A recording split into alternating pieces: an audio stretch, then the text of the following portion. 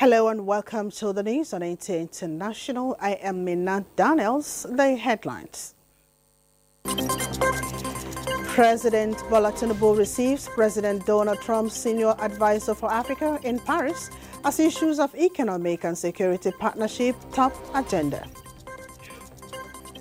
Federal government refutes U.S. report, commits to security, religious freedom. Plus, Pope Francis makes appearance as crowd gathered for Palm Sunday Mass at Vatican.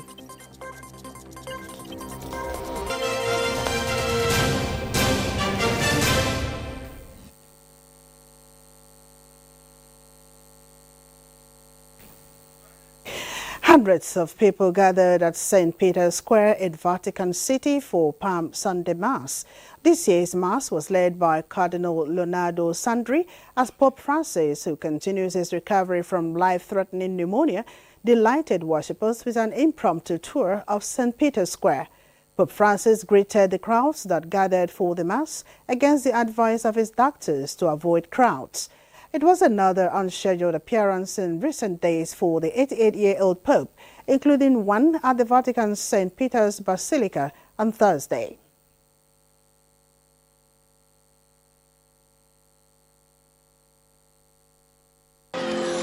Buona Domenica delle Palme, buona Settimana Santa.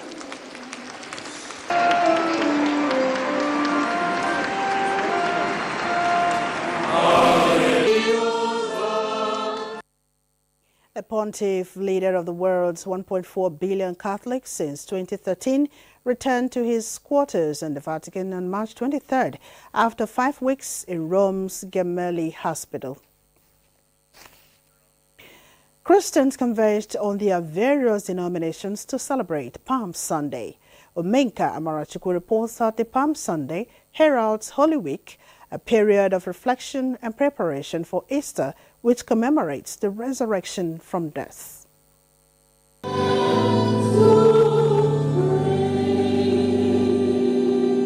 Palm Sunday is the first Sunday of the Holy Week that precedes the Easter Sunday. The celebration signifies the triumphant entry of Jesus into Jerusalem as he was held by people waving palm branches. Very Reverend Ono Ankel, the Presbyter Cathedral of Unity Methodist Church Nigeria, admonished the Christian faithful to use this period to embrace peace, love, and unity among themselves and extend same to others. One of a remarkable event in the Christendom. Senior Pastor, First Baptist Church, Abuja, Reverend Tom Tokbari, reminded Christians to always put God first in their dealings. That triumphal entry that took place about 2,000 plus years ago, just know in your heart that God loves you and God wants to rouse his power, rouse himself on your behalf. Venerable Ifeanyi Akonna, Vicar, Church of the Epiphany Anglican Communion, and Reverend Father Majala Chijoki of the Holy Rosary Catholic Church, Abuja, urged Nigerians to emulate Christ and his humility while on earth. We have to remove our pride. We have to remove our sin. We have to make sacrifices to serve God. Jesus entered into Jerusalem triumphantly to begin the accomplishment of the essence of his coming into the world. The clergy also used the occasion to pray for the leaders of the nation and national coexistence among Nigerians. In Abuja, Omenka Amarachukwu, NTA News. President Bola Ahmed Tinubu has received a State Department representative from President Donald J. Trump's administration, Mr. Massad Boulous, senior advisor for Africa in Paris.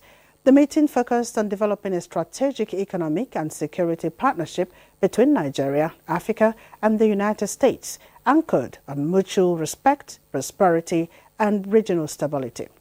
The U.S. State Department representative conveyed President Trump's strong interest in deepening direct engagement with Nigeria as a cornerstone of U.S. relations with Africa.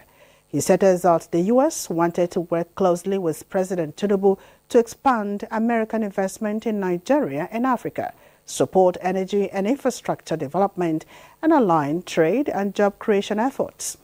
President Tinubu reiterated Nigeria's readiness to build productive alliances with the United States centered on transparency, opportunity, mutual respect, and outcomes that strengthen Africa's place in the global economy. The presidency says it has observed with dismay the increasing number of billboards in some cities promoting the 2027 campaign for President Bola Tinubu and Vice President Kashim Shettima. In a statement, it notes that some of the billboards with pictures of the president and his wife Oluremi Tinubu conspicuously displayed are springing up in Abuja and Kano in particular. While President Tinubu and Vice President Shettima greatly appreciate their teaming and loyal supporters across the country for their enthusiasm and continuing support, the two leaders do not support any campaign that breaches the laws of the land. The Electoral Act 2022 that guides the conduct of elections and political campaigns forbids any form of campaign for the 2027 general elections. It equally observes that embarking on premature campaign can undermine the integrity of the electoral process and create unfair advantages. The presidency says, as law-abiding leaders, President Tinubu and Vice President Shettima do not support any action that undermines our institutions and the electoral process. It therefore directs that all campaigns should cease immediately pending the time the Electoral Act and electoral umpire permit in line with the law of the land. The federal government has reaffirmed its commitment to security and religious freedom in response to a recent social media post by the U.S. Embassy in Nigeria regarding Nigeria's security situation and statements from some religious leaders.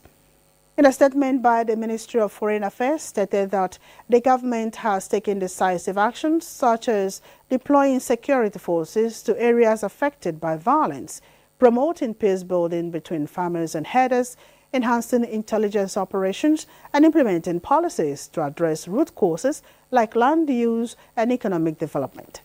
While acknowledging the right of religious leaders to express their opinions, the statement emphasized that their testimonies misrepresent the complexities of the situation. It urges responsible reporting that reflects these complexities and encourages constructive dialogue rather than division.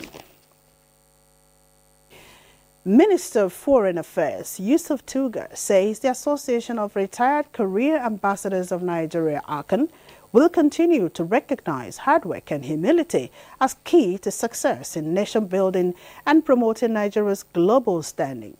The minister underscored this while honoring some of Nigeria's finest diplomats in collaboration with the Association of Retired Career Ambassadors of Nigeria, ACAN.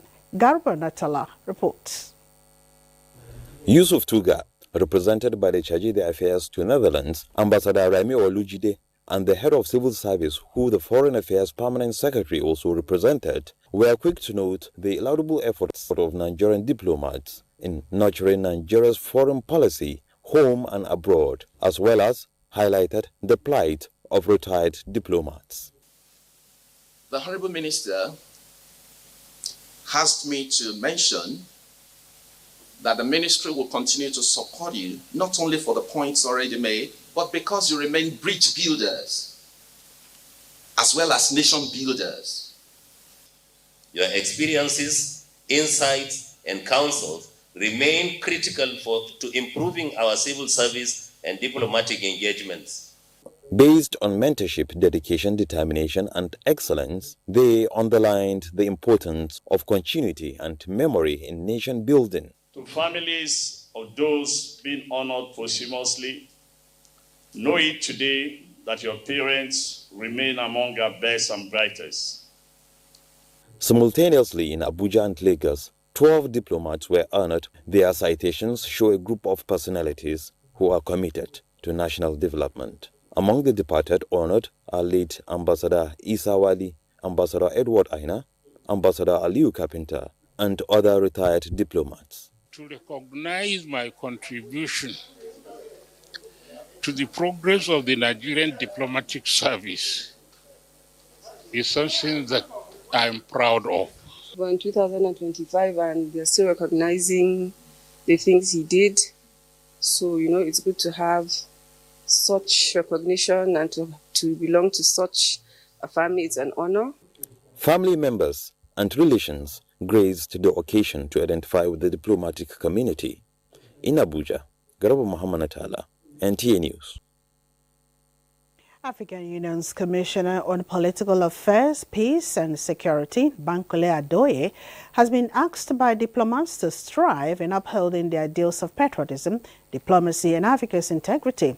Garaba Natala again reports that it was the consensus as a re-elected AU Commissioner was hosted by Nigeria's permanent representative to ECOWAS to a working dinner in Abuja.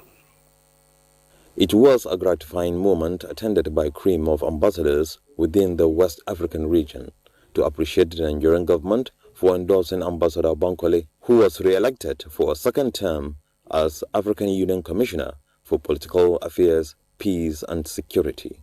The confidence reposed in him speaks volumes about his capacity to ensure continuity in AU's agenda. We have the best candidate for this position, which was why even in the first term, almost 52 countries voted for him.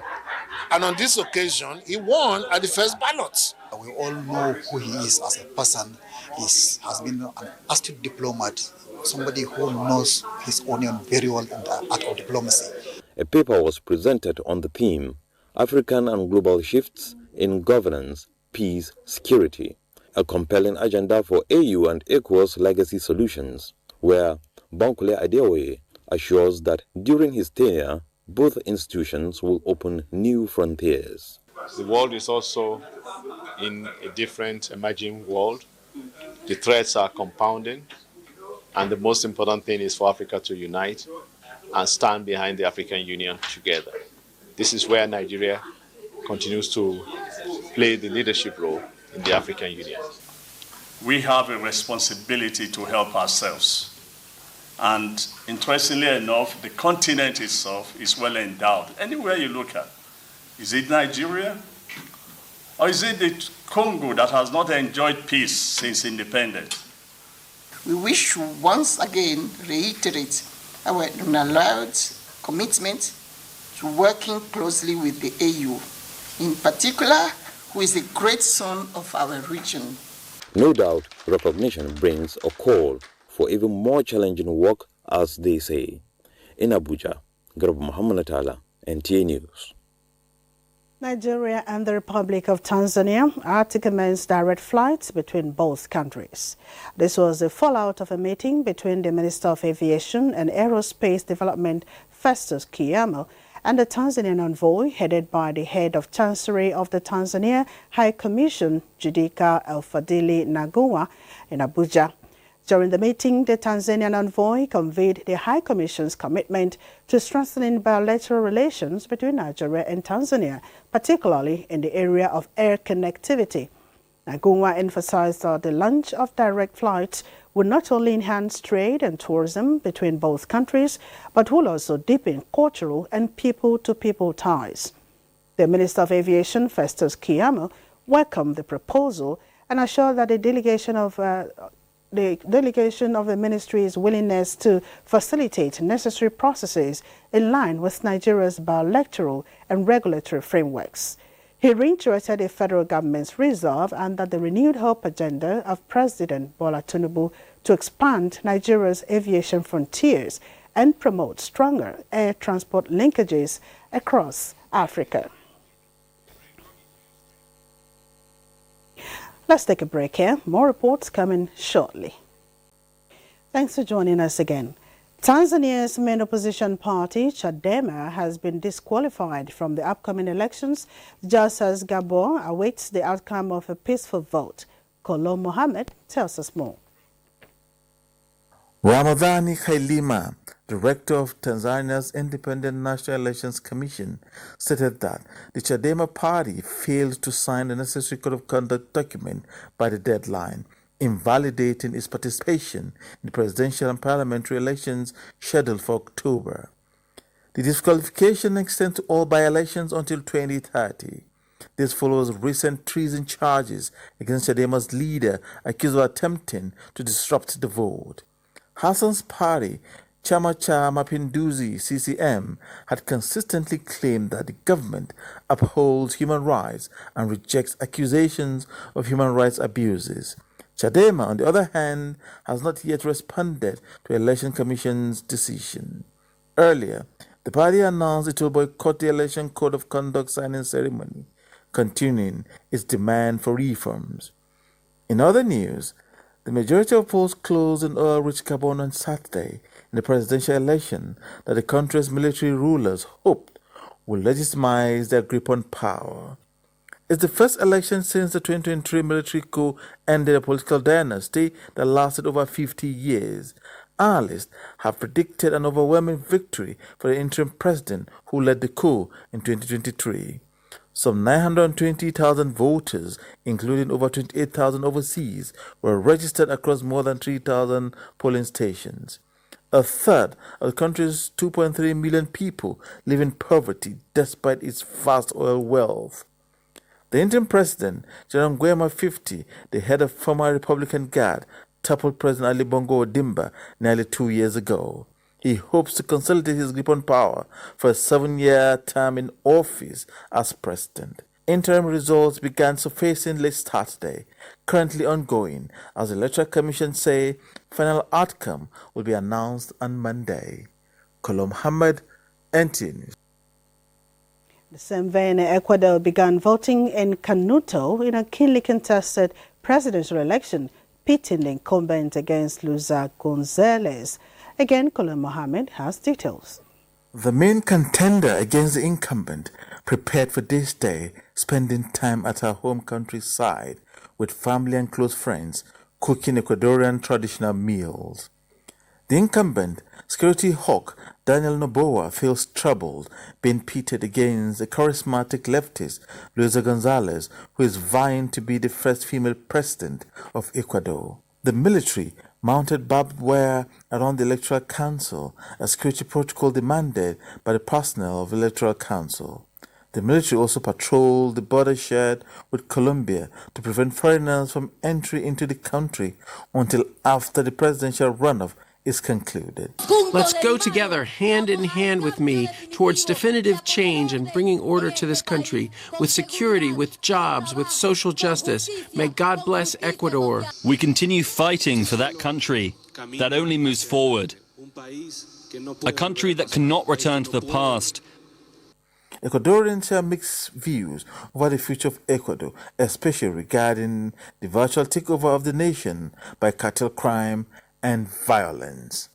Kolom Hamad, NTA News.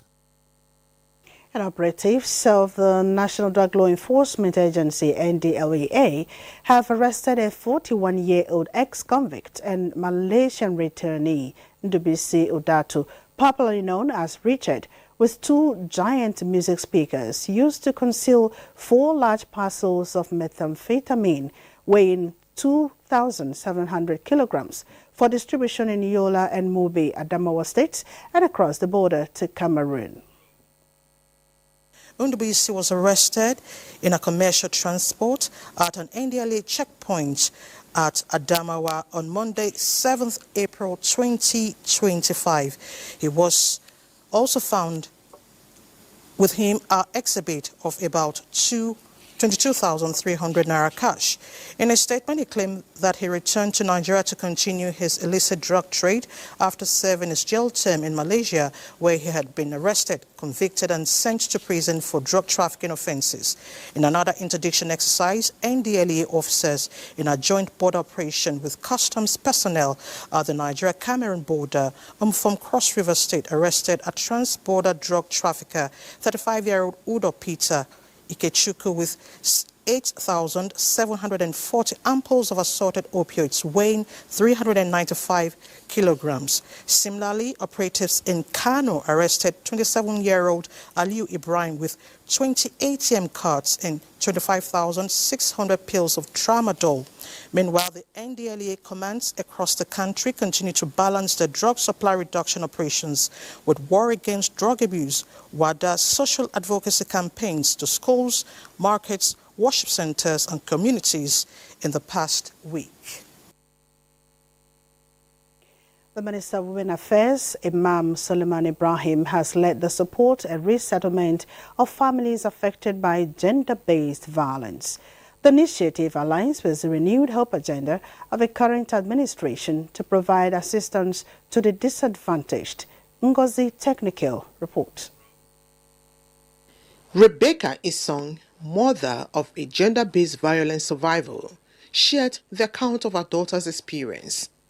She said the young girl was repeatedly assaulted by a 75-year-old landlord who also transmitted infections to her. When I went to work in the morning before 5, the man will enter and carry towel and cover her mouth and rape her. So the man gave her HIV. The man that raped her 6 years and 10 years, they come and hold him. And the one that stay in the man's house, he don't my boy, they come and hold them, please. To assist the mother and daughter who had been accommodated at the ministry's shelter home since 2022. These efforts, though temporarily, are vital in ensuring immediate stabilization and safety for survivors. Today, we mark the transition into a more stable phase of reintegration. The ministry has secured and furnished safe accommodation for the family for 2 years and is empowering the mother with a 1 million grant to start a business, supporting their journey. Supporting their journey towards self-reliance. The survivor has also been enrolled into school to continue her education upon resumption.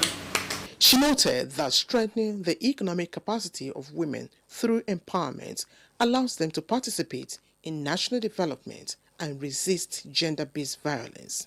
The minister explained that the family was relocated due to ongoing renovation at the shelter. Ngozi Technical, NTA News. The National Open University of Nigeria Alumni Association has announced scholarship package to less privileged Nigerians who may be willing to study at the university as part of its contribution to fulfill the educational desire of this category of Nigerians. National President of the Union, Ambassador Ifeanyi Kingsley, stated this as part of activities marking the 14th convocation of the university. Ilyasu Ali Yakubu reports. Education being the bedrock of development in any given society, and considering the financial implication in acquiring education, where some less privileged Nigerians are denied of this opportunity. This narrative may seem to have changed as the Alumni Association of the National Open University of Nigeria are offering a scholarship package to less privileged Nigerians at the National Open University of Nigeria. The association took to the street of the FCT to sensitize Nigerians on the need to take advantage of this offer for the development of the country. National President of the Alumni Association, Ifeanyi Kingsley, at a press conference maintained that with the opportunity they got in acquiring education at the university, it isn't necessary they extend it to other less privileged Nigerians for the overall development of the country. It is designed to bridge financial gap, eliminate entry barriers, and inspire a new generation of learners across Nigeria to choose the National Open University of Nigeria as their launchpad.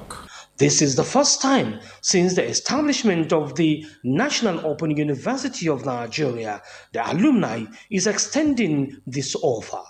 In Abuja, Ilyasu Ali Yakubu, NTA News.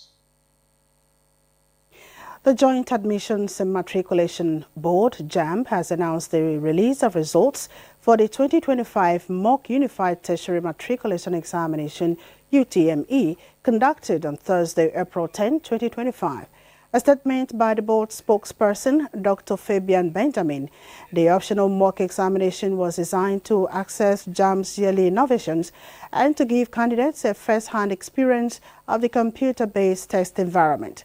A total of 200,113 candidates registered for the examination, while 126,181 candidates successfully took part in the examination.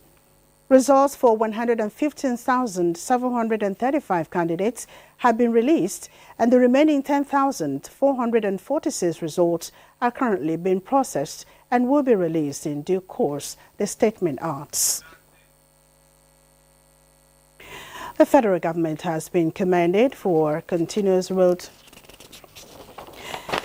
President Bola Ahmed Tinubu congratulates Tijani Babatunde Folawiyo, Chairman and Chief Executive Officer of the Yinka Folawiyo Group, on his 65th birthday. In a personal tribute, President Tinubu hails Folawiyo as a beacon of Nigeria's entrepreneurial excellence and a steadfast advocate for national progress. Celebrating Folawiyo's career, the president highlights his role in advancing Nigeria's economic landscape and created jobs through strategic investment in critical sectors, including energy, manufacturing, and digital infrastructure.